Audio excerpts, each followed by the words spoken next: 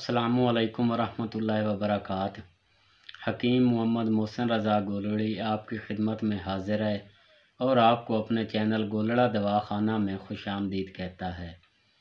दोस्तों, आज मैं आपको इस वीडियो में दमा तार के बारे में बताने जा रहा हूँ कि इसके असबाब, अलामात और आसान देसी इलाज क्या है। तो दोस्तों, चलते हैं टॉपिक की तरफ। इस मर्ज़ में फेफड़ों की हवाई नालियों में खिंचाव के बायस सांस में तंगी वाक़या होती है और दौरे की कैफियत पैदा होती है। अगर दमे के दौरे के साथ खांसी के हमरा बलगम अंदर रुका हुआ महसूस हो लेकिन बाहर ना आए तो इसको दमा रतूबती या तर दमा कहते हैं। ये एक नहायत ही मूज़ी मर्ज़ है। जब ये इंसान के पीछे पड़ जाए तो इस मर्ज़ से जान छुड़ानी मुश्किल हो जाती है। इसके असबाब में अक्सर ये मर्ज़ मारूसी भी होता है और अक्सर बुढ़ापे में इस मर्ज़ का हमला हुआ करता है। सर्द हवा का लगना, गले में खराश या लौज़ तैन का बढ़ जाना, नज़ला ज़ुकाम, साल कलब या फेफड़ों के बाज़ अमराज, औरतों में रहम की खराबी और आशिक भी इस मर्ज़ के असबाब हो सकते हैं। माहिर नफ्सियात के नज़दीक डर, गम, गुस्सा, खौफ, मायूसी के अलावा बाओगोला भी इस मर्ज़ का सबब बनता है।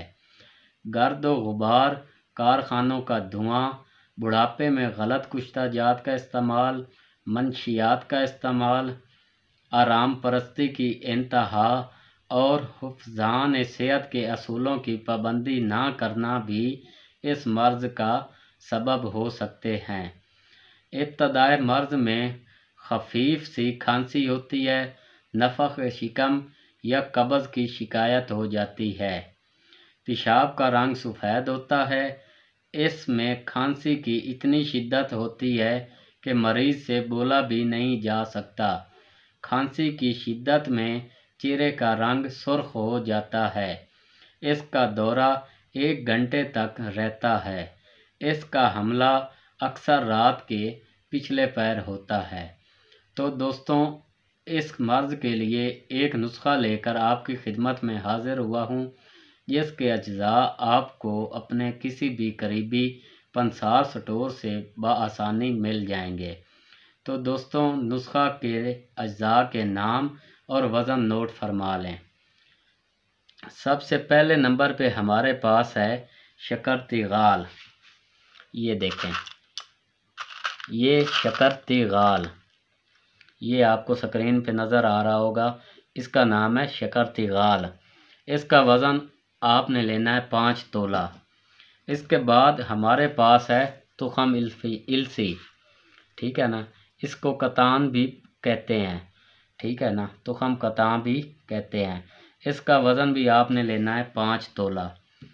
इसके बाद हमारे पास है जंजीबील। ये देखें, इसको सौंठ भी बोलते हैं और खुश्क अदरक भी बोलते हैं। इसका वज़न आपने लेना है 25 ग्राम।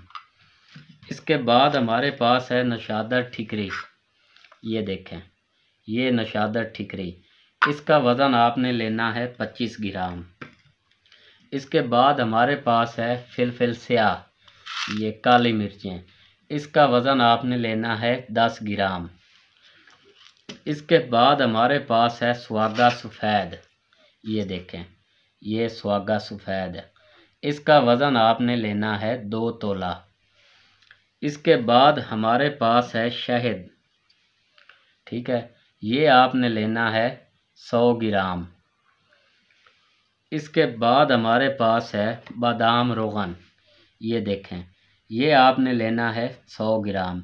मेरे पास मरबा कंपनी का है, आप भी इसी कंपनी का ले लें, करशी का ले लें, हमदर्द का ले लें, अशरफ का ले लें, जिस भी कंपनी का आसानी से मिल जाए वो ले लें। इसका वज़न भी है 100 ग्राम। तो दोस्तों, आपने क्या करना है, बाकी तमाम चीज़ों का आपने सफ़ूफ बना लेना है। सफ़ूफ बनाने के बाद 100 ग्राम जो शहद है और बादाम रोगन, इनको किसी जार शीशा का हो तो बेहतर है, ठीक है। अगर ना हो तो कोई भी प्लास्टिक का आप जार ले लें, उसमें ये सारा सफ़ूफ डाल दें और उसी में ही ये 100 ग्राम बादाम रोगन और 100 ग्राम शहद ये भी डाल दें और इनको अच्छी तरह मिक्स कर लें। जब ये अच्छी तरह मिक्स हो जाएंगे तो ये माजून की शक्ल बन जाएगी।